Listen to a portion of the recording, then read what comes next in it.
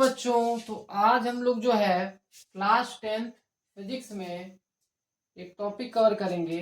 Topic क्या है कि वैद्युत परिपथ में प्रयोग होने वाले जो अवयव हैं उनके प्रतीक को समझेंगे और उनके विवरण को समझेंगे इस वीडियो में। तो सबसे पहला जो आप लोग का अवयव होता है जो कि वैद्युत परिपथ में प्रयोग में लाया जाता है वो होता है आप लोग का वैद्युत शेल। जो आप लोग का सेल होता है उसके बारे में ये बता रहा है। तो वैद्युत सेल जो होता है इसका काम क्या होता है, इसका विवरण क्या होता है। तो ये जो है विभवांतर प्रदान करता है। मतलब क्या है, ये वोल्टेज आपको जो है देगा।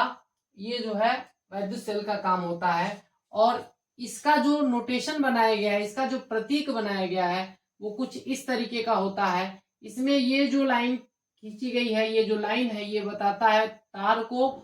और ये जो दो टर्मिनल बनाए गए हैं, जो लंबा वाला जो ये जो है आप लोग का टर्मिनल है ये पॉजिटिव टर्मिनल है, और ये छोटा वाला जो टर्मिनल है ये नेगेटिव टर्मिनल है।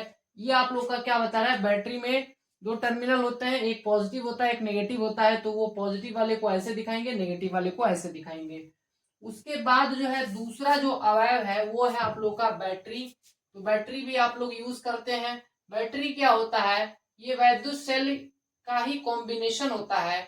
जब आप बहुत सारे सेल को किसमें जोड़ देते हैं, श्रेणी क्रम में जोड़ देते हैं, मतलब एक के बाद एक अगर सेल को जोड़ेंगे और जोड़ने का सीक्वेंस कुछ कैसा होना चाहिए, कुछ इस तरीके का होना चाहिए कि आप लोग का पॉजिटिव नेगेटिव, फिर उसके बाद क्या आना चाहिए, पॉजिटिव फिर नेगेटिव फिर पॉजिटिव फिर नेगेटिव। तो ये जो आप लोग का है ये क्या बन जाता है, बैटरी बन जाता है। इसका विवरण क्या होता है, इसका काम क्या होता है, इसका काम भी सेम ही होगा। ये भी आप लोग का वोल्टेज ही देगा, आपको विभवांतर ही प्रदान करेगा।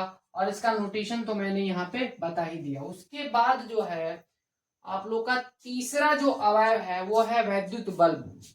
जो बल्ब यूज कर रहे हैं आप, उस बल्ब का अगर नोटेशन बताएं तो उस बल्ब का जो नोटेशन होता है वो कुछ इस तरीके का होता है।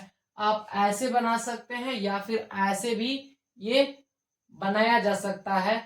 तो इस तरीके से इसको बनाएंगे। और इसका अगर मैं प्रयोग बताऊं इसका काम क्या है, तो इसका काम आप जानते हैं कि जो बल्ब होता है ये हमें क्या देता है, प्रकाश देता है। उसके बाद जो है प्रतिरोध की बात करूं तो प्रतिरोध क्या होता है, प्रतिरोध जो है ये भी आप लोग का वैद्युत परिपथ में इस्तेमाल होने वाला एक अवयव होता है, जिसका काम होता है कि धारा को नियंत्रित करना।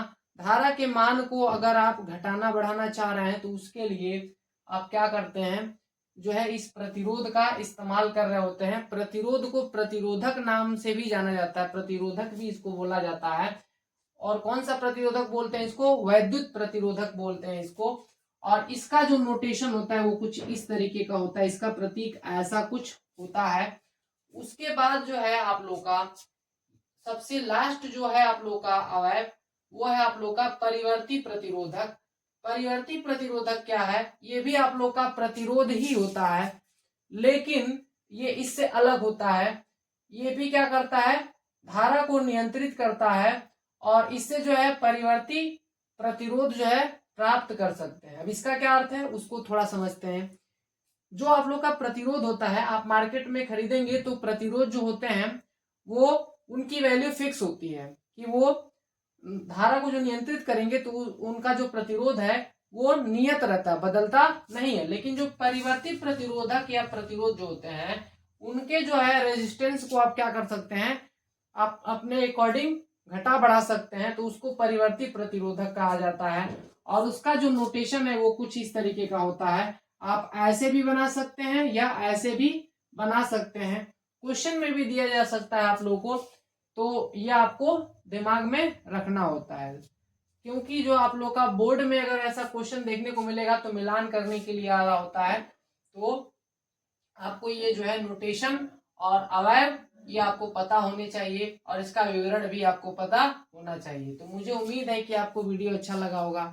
अगर मेरी वीडियो अच्छी लग रही है गाइस तो मेरे वीडियो को ज्यादा से ज्यादा शेयर करिए और मेरे चैनल को सब्सक्राइब